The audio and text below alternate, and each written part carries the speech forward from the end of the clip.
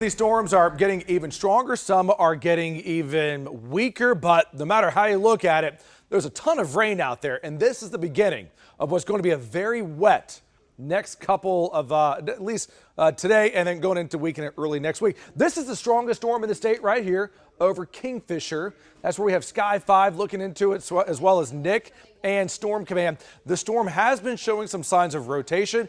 It's not a tornado warning, but we have seen at least some gust-nados out of this. This is tracking up to the northeast here. So let me check in with Storm Command here. Michael, give us an update on what you're seeing.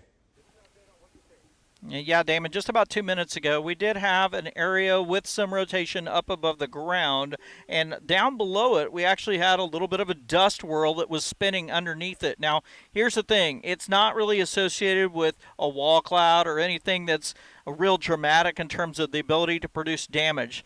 That's why you're not hearing anything about a tornado warning. But for those of you in and around Kingfisher who may have been looking to the south and east, you very well may have seen that. And there was definitely a cloud of dust that was spinning in the field just to my south. I was about 2 miles east of Kingfisher when that happened. You're still looking at the same part of the storm that produced that. It's not quite as organized as it was just a moment ago. As I take my camera and spin it around, this storm has a lot of outflow starting to come out from it, so we're starting to even get some rain and some rain-cooled air. So again, I don't think this is posing an imminent tornado threat, but just something interesting that we did notice just a moment ago.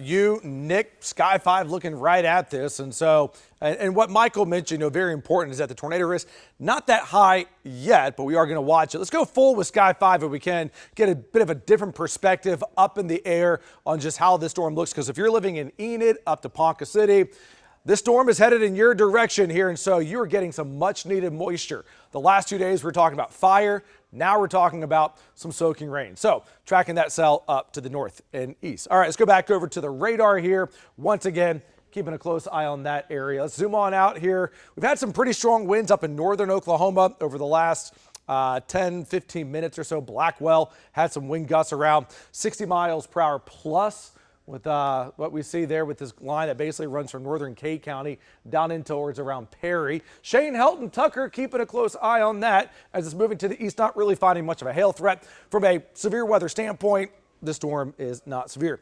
Okay, let's go down to southwestern Oklahoma. So we do have one severe thunderstorm warning. This one's small, but it's there between Carnegie and Alfalfa.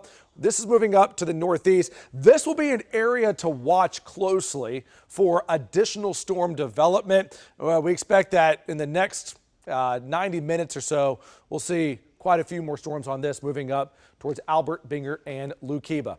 So here's your latest with the tornado watch, and I'll show you here. We've expanded it now into Seminole and in towards Hughes County here. This goes until 9 o'clock. Enhanced risk for severe weather for the metro up to Ponca City. Southern Oklahoma, slight risk. It really looks like the metro and north. This will be the area to watch for stronger tornadoes. Tornado index is a bit higher. We have it at 6. Compare that to a 4 from Norman south to Pauls Valley.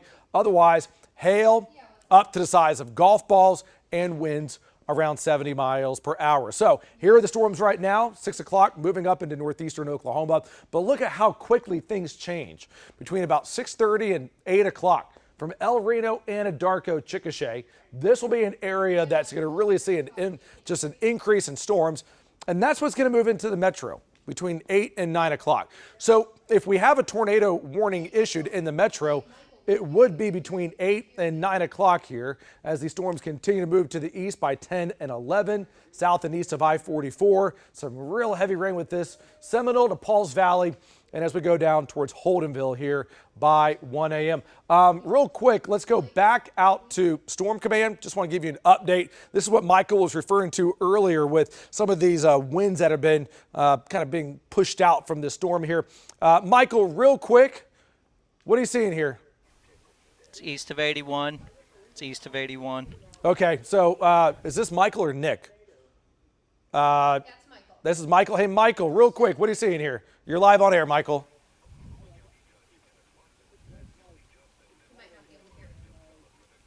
Okay, so this is going to be from field meteorologist Michael Armstrong in Storm Command. And so let us know if you get him back on the line here. But this is going to be just near Kingfisher. Okay, Michael, we can hear you. Okay, Michael, all right, let's go out to Michael right now. Michael, we have you live on the air. Michael, what are you seeing? I have to get ready to go east. Okay, Michael, he's on the bridge right now. Take him on the bridge. Yeah. Okay, Michael, we have you live. Michael, go. Yeah, so this was that gustnado just a little bit ago I was just telling you about. I'm going to rewind it here for just a second, and you're actually seeing the footage that I recorded in Storm Command that was just southeast of Kingfisher. So you can see there's kind of like a little needle funnel up above it, but mainly that was the area that was spinning. Again, that's going backwards right now. But again, that was just right before you came to me just a little bit ago, probably about 5 minutes ago. So that's what the storm looked like as it was moving across just to the southeast of Kingfisher. I just wanted to make sure you saw that so that in case anybody else saw that and they're wondering whether that's a tornado or not, I would say no. We call that a gustnado. It's very weak. It's kind of like a dust devil in some sense. Okay, all right, so this from a few moments ago. Okay, Michael, we were just double checking. All right, so again, we'll keep a close eye on the radar and the timeline of storms moving in here. You're up to date with the latest First Alert forecast.